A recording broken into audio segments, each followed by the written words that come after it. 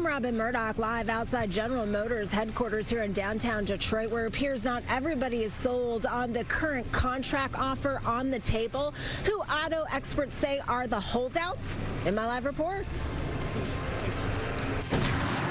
And human trafficking in Detroit, it is a hidden crisis. How one local mother of 4 and cancer survivor is stepping up to not only spread awareness, but more importantly, to save lives.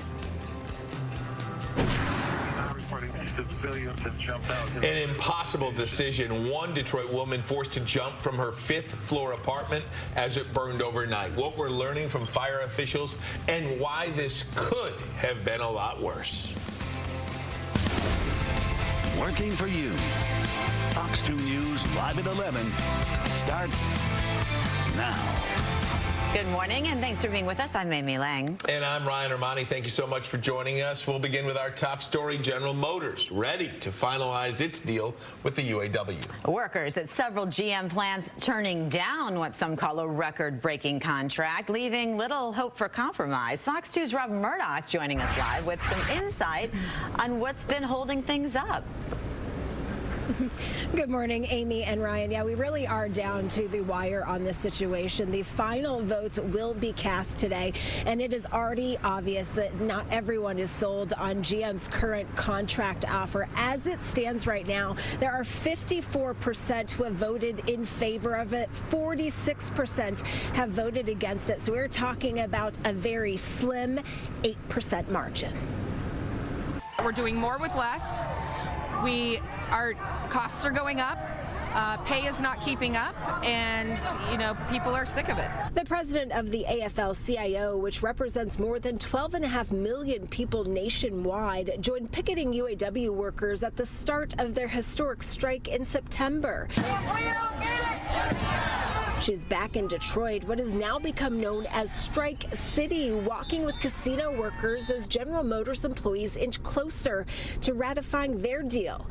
It's been a hard sell with some setbacks. If you're a senior employee, you may only have 2, 3, or 4 more years before retirement, and this may be your last contract or perhaps even one more contract after that.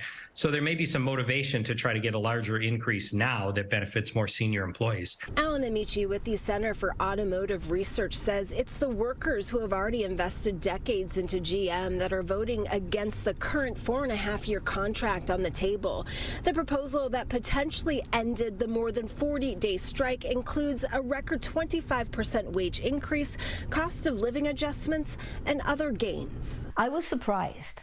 I honestly thought that Shawn Fain had the support of his membership, and clearly that is not the case. According to the UAW's ratification tracker, Flint Truck has already voted the deal down by 51%. 56% of the workers at Toledo Assembly have said no to the proposed plan. Fort Wayne Assembly also voted against it by some 60%, while 53% of workers in Wentzville, Missouri gave it a thumbs down as well. If this agreement is not ratified, then there's a possibility that we could go back into a strike situation. But I have to believe that all parties involved will do everything in their power to avoid that. More votes still need to be cast, and although the road so far has been a rocky one, auto experts do believe GM's contract proposal will likely pass by a narrow margin, which would finally put the 6-week-long strike in everyone's rear view, or at least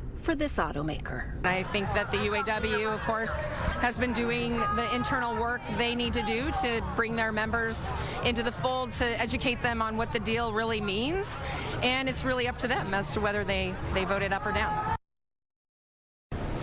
And so there are still a few GM facilities that still need to vote on the current contract that is on the table. Once the voting is completed, we are told results will be released today. Of course, stay with us right here at Fox 2 News for the very latest coverage on that. For now, we are live outside General Motors headquarters here in downtown Detroit. I'm Robin Murdoch for Fox 2 News. So, Robin, it looks like they're going to eke this out, but obviously with so many people having differing opinions on this, it might be a little bit challenging going forward. Yeah, it could be a little challenging, that is for sure. And obviously, if for some reason they do end up voting this down, this really could complicate the whole process because the strike could start again. There could be more contract negotiations between GM and the UAW. Then Stellantis and Ford workers could also see that as well and think that they might be able to get a better deal. So really, this does put a wrench in all of things if this is voted down. But again, the auto experts that we have talked to believe that it will pass by a narrow margin. Back to you. All right. Thank you so much. As always, we appreciate you, Robin Murdoch. Brian? Well, GM stock could be taking a big hit. Berkshire Hathaway, the huge investment firm headed by Warren Buffett, selling all of its stake in the automaker back in August. The firm sold half of its GM shares. There's no reason given for the sell-off. However, analysts think it could be due to expected challenges ahead with the transition to electric vehicles, as well as higher labor costs with the UAW contract. Now, as recently as June, Berkshire Hathaway owned 22 million shares of GM. Right now, General Motors selling for about $28 per share. And meanwhile, the strike goes on at Detroit's 3 casinos. They're betting big on their futures as they turn up the heat on their employers. Labor organizers staging a big demonstration outside Motor City Casino. The Teamsters bringing out several tractor trailers, driving them around the casino, with workers continuing their call for better pay and benefits. All 3 casinos staying open throughout this, despite temporary closures to some gaming areas. All this going on during an uprising among workers across the country. The best way to get a pay increase is to join together with your coworkers and make those demands as a group in collective action. And that's what we're doing here at the casino. That's what we're doing all across Strike City, Detroit, and all across this country. No matter if you're working in a coffee shop, in a hospital, on the as a fragrance worker, as a bakery worker in the South, we're all dealing with the same issues. According to gaming authorities, each casino lost between $5 and $7 million in October when the strike began. New this morning, one woman is hurt trying to escape an apartment fire on Detroit's west side. This is incredible. Officials say the woman jumped from a 5th-floor window. We are told, thankfully, her injuries are not life-threatening, but she was taken to the hospital. Everyone else got out safely. Now, this happening on the New Center Pavilion apartments on Bethune Street. One fire official has some simple safety reminders for everyone as we head into the winter. Make sure your heaters are in the right place. Make sure your smoke detectors have good batteries and you have smoke detectors. As we know, the season is coming up. It's getting colder and our fire service does go up.